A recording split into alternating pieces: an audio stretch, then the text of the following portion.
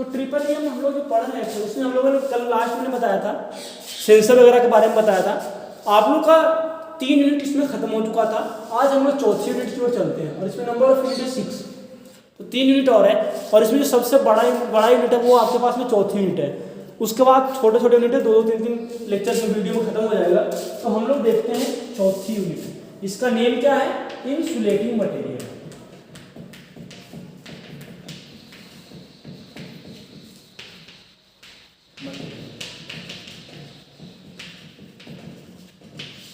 नाम तो सबने सुना होगा, क्या होता है, कुछ को पता भी होगा, कुछ को नहीं पता है। देखो मैंने स्टार्टिंग का जब क्लासेस स्टार्ट किया था तो मैंने आप लोग को 3 चीज़ें बताई थी। क्या क्या बताई थी? एक तो बताया था कंडक्टर क्या होता है, दूसरा मैंने क्या बताया था, इंसुलेटर क्या होता है, तीसरा बताया था सेमीकंडक्टर क्या होता है। क्या क्या बताया था मैंने? कंडक्टर, सेमीकंडक्टर और क्या बताया था, इंसुलेटर। तो कंडक्टर क्या बताया था, जो क्या करता है, इलेक्ट्रिक करंट को बहुत ही आसानी से फ्लो करने की परमिशन देता है। मतलब जिसमें से क्या था कि जो इलेक्ट्रिकल करंट है वो क्या हो जाए, बहुत ही आसानी से फ्लो हो रहा था, वो सारे के सारे कौन से थे, कंडक्टर थे। और इसका एग्जाम्पल मैंने क्या बताया था, कॉपर, एल्युमिनियम, सिल्वर, गोल्ड, और यहाँ पर क्या था, आयरन था।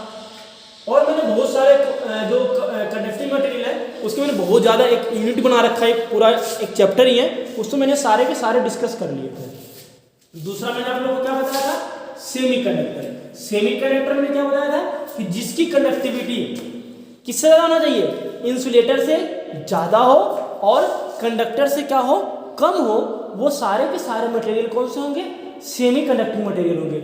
मतलब कि जिसका जो कंडक्टेंस, मतलब जिसमें से क्या हो कि कंडक्टर से तो इंसुलेटर से तो ज़्यादा करंट पास हो और कंडक्टर से क्या हो, कम पास हो, वो सारे के सारे मटेरियल कौन से होंगे, सेमी कंडक्टिंग आपके पास में मटेरियल था।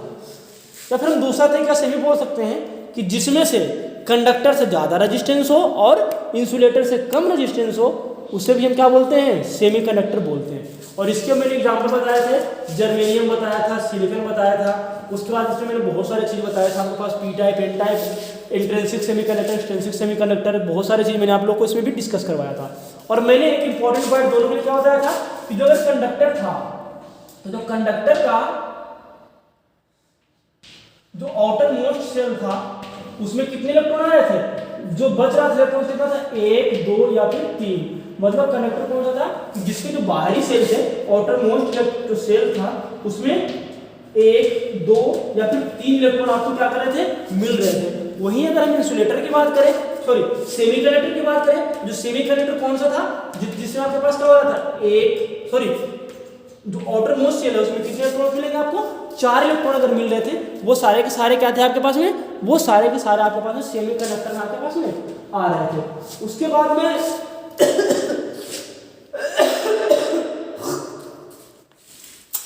मैंने कुछ और ही बात बताई थी। जो कंडक्टर था उसमें क्या था, कंडक्शन बैंड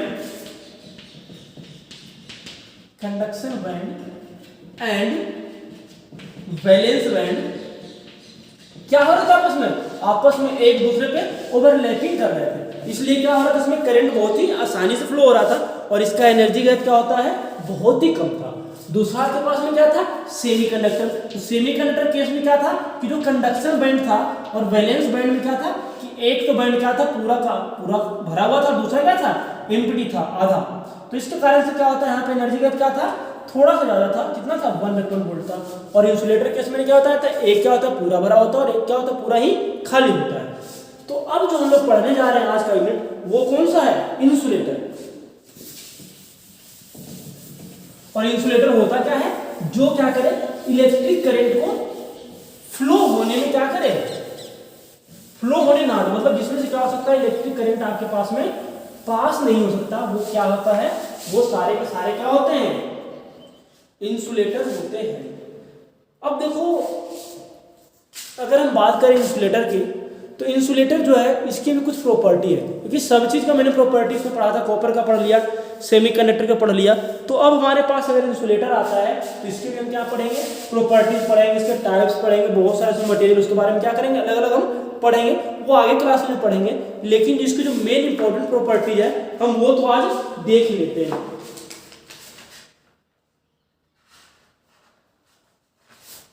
तो कैरेस्टेटिक्स, और इसका मैंने एक चीज और बताया था, जो इंसुलेटिंग मटेरियल होता है इसका रेजिस्टेंस कितना हो जाता है 10⁻15 से 10⁻17 ओम तक क्या था इसका रेजिस्टेंस था, ओम मीटर रेजिस्टेंस था किसका, इंसुलेटिंग मटेरियल का। अब हम क्या करते हैं देखते हैं इसका characteristics of good insulating material.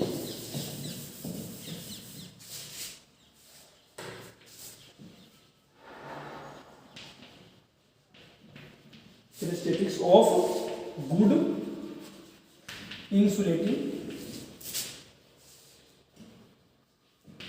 Material.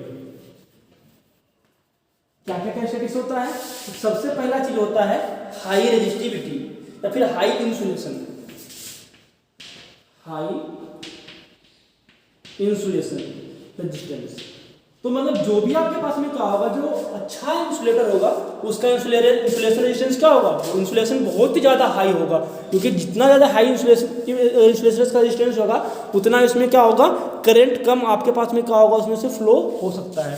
दूसरा जो बात आता है वो क्या होता है high dielectric strength, high dielectric strength. इसका डाइलेक्ट्रिक स्ट्रेंथ भी क्या होता है हाई होता है। तीसरा जो पॉइंट है वो क्या है इसका high mechanical strength, high mechanical strength. चौथा जो पॉइंट है वो क्या है आपके लिए, वो है लो थर्मल एक्सपेंशन, लो थर्मल एक्सपेंशन। मैं सारे पॉइंट को फिर से बताऊंगा आपको। तो देखो और भी पॉइंट इसमें है, और क्या है high resistance to oil, resistant to oil, high resistance to क्लोजन,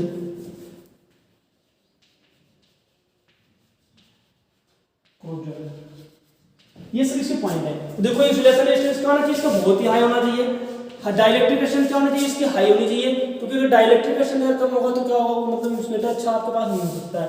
mechanical strength क्या होना चाहिए, इंसुलेटर का हाई होना चाहिए, क्योंकि अगर जैसे इसका मैकेनिकल स्ट्रेंथ कम होगा तो क्या होगा, वो अच्छा इंसुलेटर नहीं हो सकता, क्योंकि जितना ज़्यादा मैकेनिकल स्ट्रेंथ स्ट्रॉन्ग होगा उतना ही आपके लिए क्या है इंसुलेटर आपके लिए फायदेमंद होगा। लो थर्मल एक्सपेंशन मतलब थर्मल में क्या होना चाहिए, इसका कम इफेक्ट पड़ना चाहिए। हाई रेजिस्टेंस ऑफ ऑयल, जिससे हमारे पास क्या है कि इंसुलेशन जो है उस पर रेजिस्टेंस क्या होना चाहिए, ऑयल का ज़्यादा होना चाहिए, कि ऑयल से क्या हो उसकी जो प्रॉपर्टी वो क्या हो कम खराब हो। और क्या आपके पास में हाई रेजिस्टेंस टू क्रोजन, मतलब क्रोजन के खिलाफ रेजिस्टेंस क्या होना चाहिए बहुत ही ज़्यादा होना चाहिए।